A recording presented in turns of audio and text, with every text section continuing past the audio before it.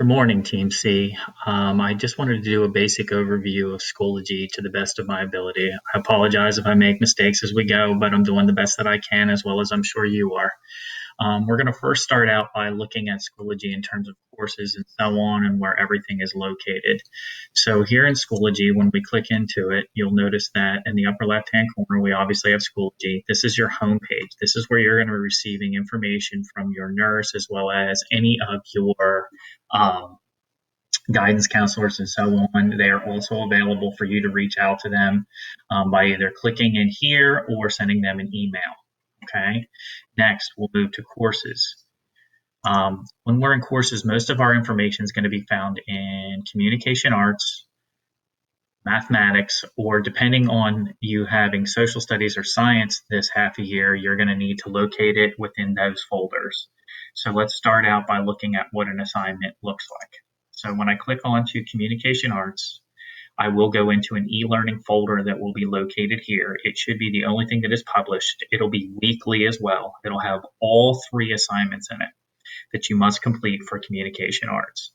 Your goal is, or our goal is to release one of those a day as far as I know. And then you'll be able to complete it as long as it is done before Sunday. We're good to go. So that's 3 different assignments and 3 subjects. A total of 9 assignments will be due on Sunday of that week. So when I go into my e-learning folder, you may not have everything published that we do. We'll try to keep it down to week 1 and so on. What will happen is you'll click on to the date, whatever we're working on, and inside of that folder, you'll notice that there are directions, an article, a quiz, a discussion, and then in my case, I happen to have a Flipgrid on this day. So what you want to make sure you're doing is always doing things in order. So if I start out with directions, I click on it. Most of the time, it will have your objectives up here, and then we'll have your directions underneath. Once you've gone through this, it's super important that you just go to the next button. That way, you're completing each thing one at a time, each of the assignment one at a time. I'm going to bring you right back here for 1 second to how to be a record breaker. And you'll notice that underneath here, it says must view this item. Now, to receive a check mark means that you've clicked on it and you've worked through each of these as you've worked along.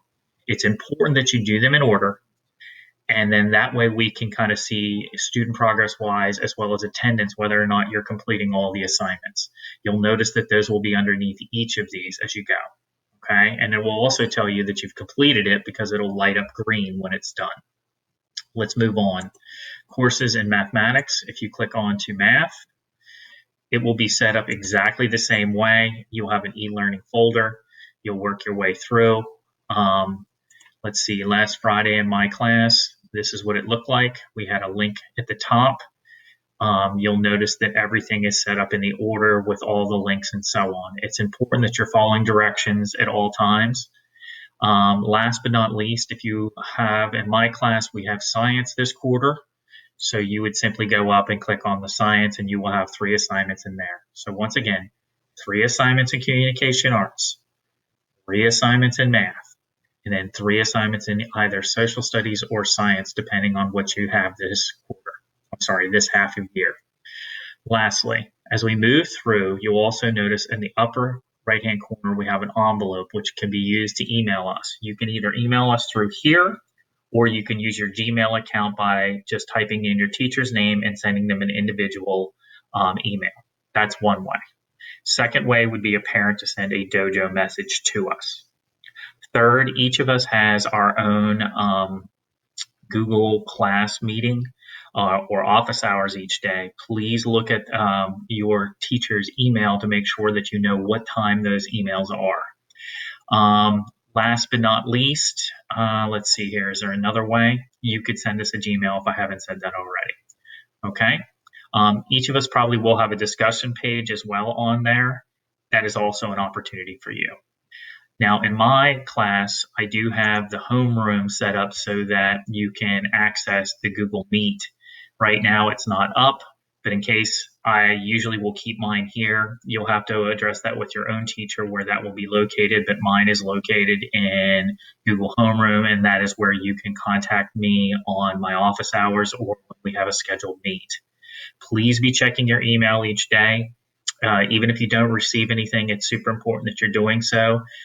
Please make sure you budget your time and work through all the assignments. Go in order as you see them. Okay. I hope you have a wonderful day, and I look forward to this journey together. Have a good one.